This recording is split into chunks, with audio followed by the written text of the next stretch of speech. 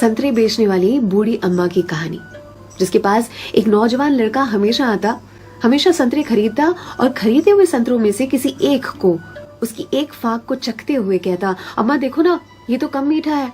और अम्मा हमेशा दूसरी फाक को चखते हुए कहती, नहीं बेटा, ये तो बराबर मीठा है। फिर भी यह लड़का बड़ी बेरुखी के साथ उसे खुले हुए संतरे को वहीं ठेले पर छोड़कर चलता बनता। अब इस नौजवान के साथ उसकी पत्नी भी हमेशा हुआ करती। एक दिन पत्नी ने पूछा, ये जो तुम हर बार अम्मा के ठेले पर पहुंचकर नौटंकी शुरू कर देते हो, ये संतरा तो कम मीठा है, ये संतरा तो कम मीठा है।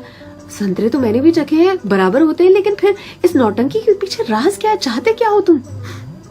इस पर लड़के ने अपनी पत्नी को एक मीठी सी मुस्कान दी और कहा, मुझे भी पता है कि सारे के सारे संतरे बहुत ही मीठे होते हैं, लेकिन तुमने कभी अम्मा को देखा है?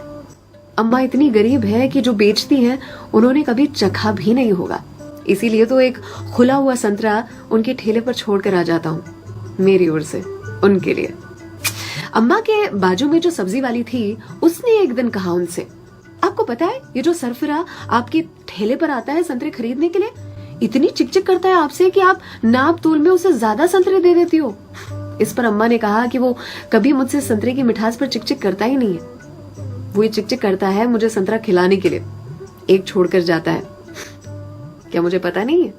उसकी चिकचिक में भी उसकी प्यार की मिठास नजर आती है।